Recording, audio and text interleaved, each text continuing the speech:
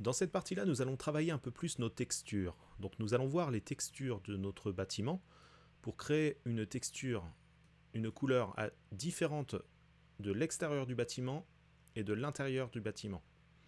Pour cela, déjà dans un premier temps, il va falloir appliquer le modificateur solidifié au niveau de notre pièce. Donc on va prendre cette pièce-là d'exemple. De toute façon, on va modifier que cette pièce-là et on va pouvoir répercuter ça aux autres pièces, en fait, tout simplement en redupliquant plus tard cette pièce qui est déjà réglée.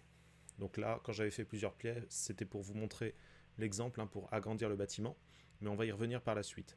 Donc déjà, ici, je clique sur le plafond ici de ma pièce, je vais le rendre non visible dans la vue courante pour voir un petit peu ce qui se passe à l'intérieur de ma pièce.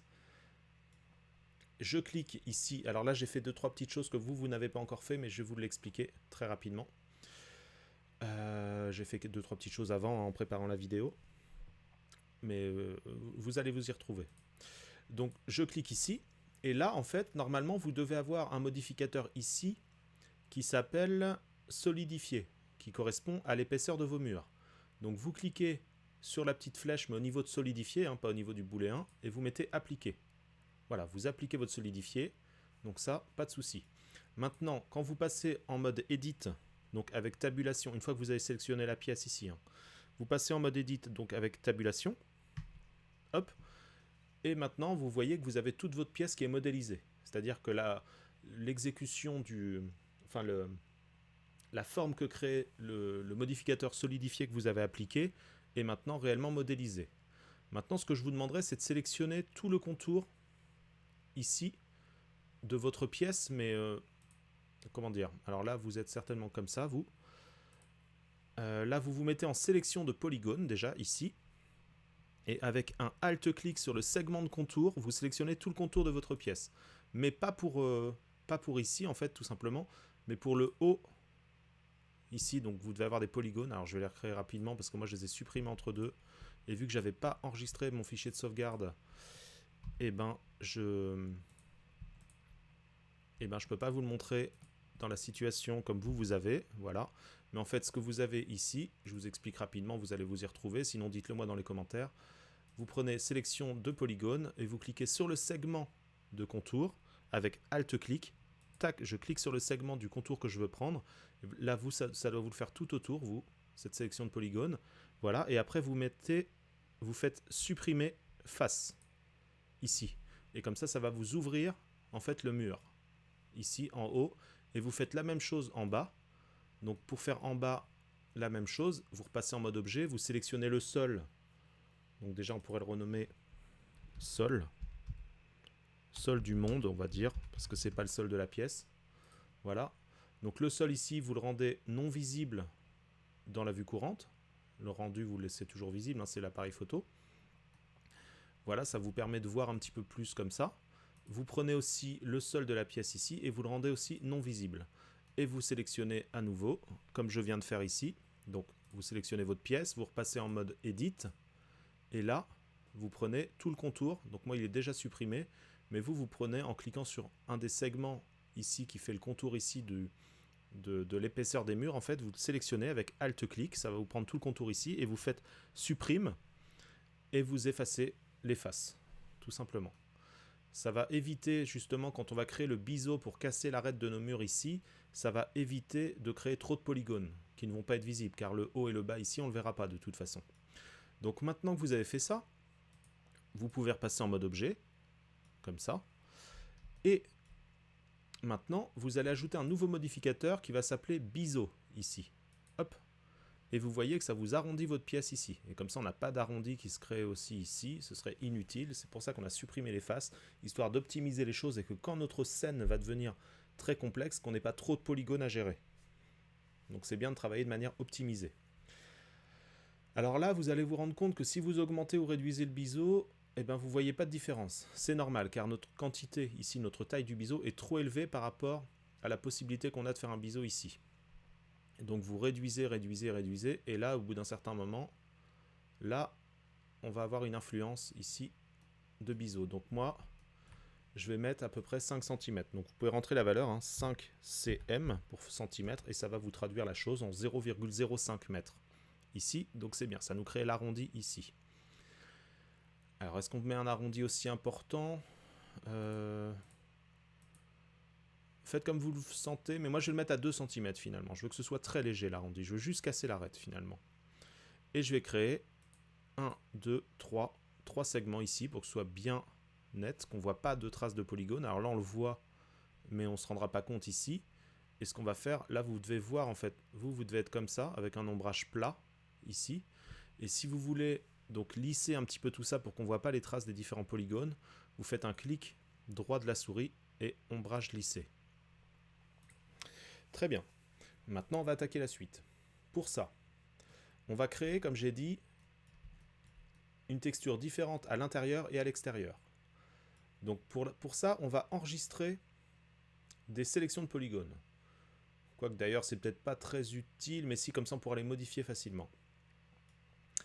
Je clique donc sur ma pièce ici en mode objet, je passe en mode edit avec tabulation, je suis bien en sélection de polygones ici. Je vais sélectionner tout le contour ici, comme on a fait pour cette partie-là, hein, tout le contour là, mais de mes murs cette fois, donc Alt-clic proche du segment du contour que je souhaite sélectionner. Donc là, j'ai sélectionné tout le contour ici.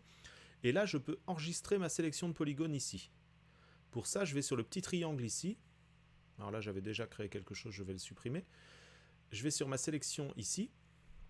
Et là, je vais créer un groupe de vertices avec le petit plus ici. Groupe de vertices que je vais nommer extérieur de pièce, par exemple.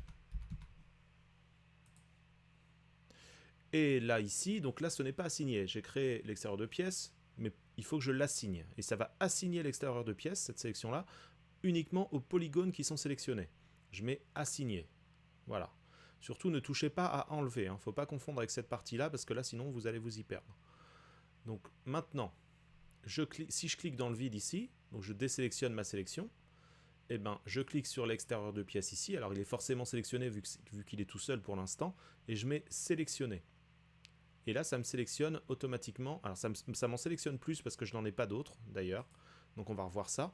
On va créer, d'ailleurs, un autre groupe de vertices que cette fois-ci, on va renommer intérieur de pièce. Voilà. Et là, on va mieux s'y retrouver. Et cette fois-ci, on va prendre la sélection à l'intérieur de la pièce. Donc, Alt-clic sur un des segments de l'intérieur de la pièce par rapport à la boucle que l'on veut saisir. Et là, on va mettre assigner. Intérieur de pièce, assigner. Et on va réassigner l'extérieur de la pièce, parce que maintenant qu'on a une autre sélection, ça va mieux marcher. On fait un Alt-clic ici. Je mets bien extérieur de la pièce et je mets assigner. Voilà.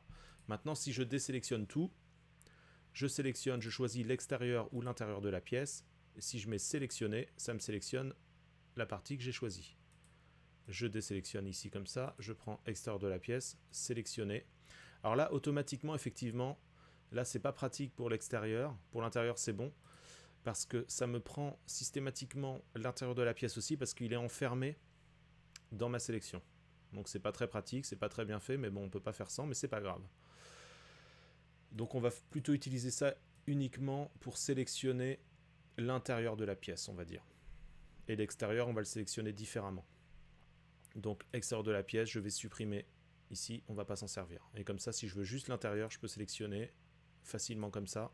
Et si je veux l'extérieur de la pièce, je vais faire un Alt-clic ici et je prends juste l'extérieur de la pièce. Et comme ça, je n'ai pas l'intérieur de sélectionner. D'ailleurs, on va commencer par l'extérieur de la pièce.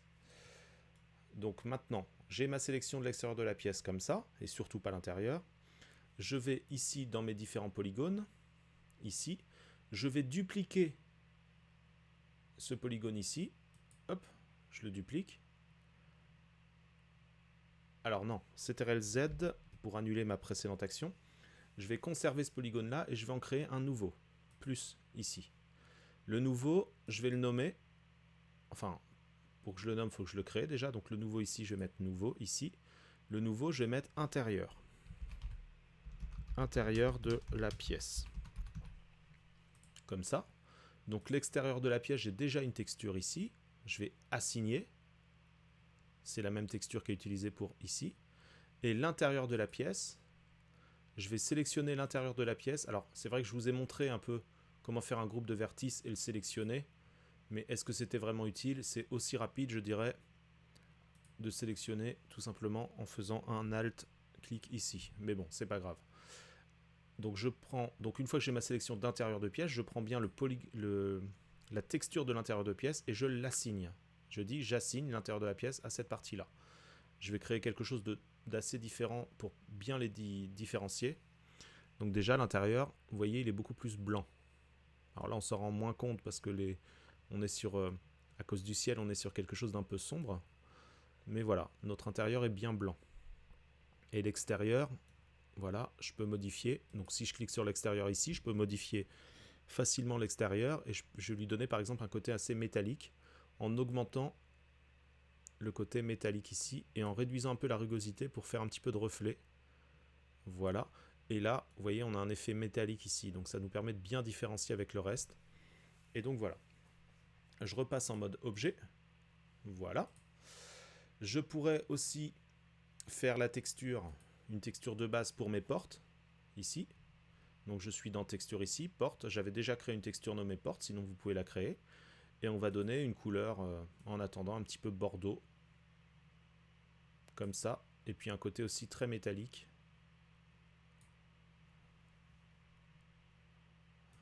Donc on pousse un peu la partie métallique et la rugosité on peut la baisser un peu, mais bon on verra pas trop la différence pour l'instant. Donc voilà où nous en sommes. Ce qu'on va faire aussi dans cette partie là, c'est qu'on va prendre la lumière que l'on a ici, on n'a qu'une seule lumière de créer, donc vous elle est peut-être beaucoup plus haute, hein, et on va la placer au milieu de la pièce. Je vais vous montrer une petite astuce pour ça. Donc cette vue de dessus, je peux très bien placer ma lumière comme ça, alors bien que je vois plus trop ma pièce là pour l'instant, tant que je ne rajoute pas le sol par exemple du monde, le sol de la pièce pardon, donc je le rends visible à nouveau. Voilà. Ce que je peux faire, je vais vous montrer une petite astuce. Si je veux que la lumière soit parfaitement centrée dans ma pièce ici, je peux contraindre en fait ma lumière, je peux contraindre son positionnement qui doit être le même que pour cette pièce là. Donc ce sera par rapport au point central de la pièce.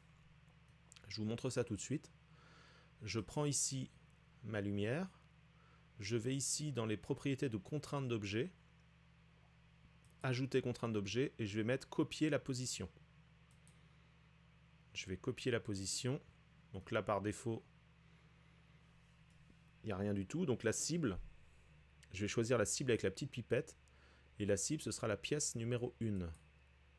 Voilà, alors là vous allez me dire, ah bah ouais mais on copie la position, donc résultat, vu que le centre de mon objet ici est vers le bas, bah la lumière elle est vers le bas. Et ben il suffit simplement de décocher la copie de l'axe Z. Hop. Et comme ça la lumière se relève et je peux juste modifier, comme je souhaite, la hauteur de ma lumière. Donc je vais la placer à peu près comme ça. Dans une bonne hauteur, je me mets en vue 1, en vue de face, histoire de placer un peu ma lumière. Je la mets à peu près ici. Et maintenant, petit cours de lumière. En fait, vous voyez au niveau de votre ombre ici. Donc là, on a une lumière, en fait. Le réglage de lumière, on se met ici. On va prendre une lumière qui va faire 100 watts seulement. Peut-être un peu plus. Je vais faire 300 watts. Voilà. Là, on a une ombre qui est assez découpée ici. En fait, c'est comme ça que ça se passe dans la lumière, dans la vie de tous les jours. Plus votre source de lumière est grande, plus les ombres vont se dissiper. Et on va avoir moins d'arêtes tranchantes. Regardez, là, on a un rayon de 10 cm. Si j'augmente le rayon, d'ailleurs, on voit le rayon ici, ça fait disparaître l'arête. Plus je l'augmente. Et plus je le réduis, si je mets vraiment un tout petit rayon, et bien là, j'ai une arête très bien définie ici.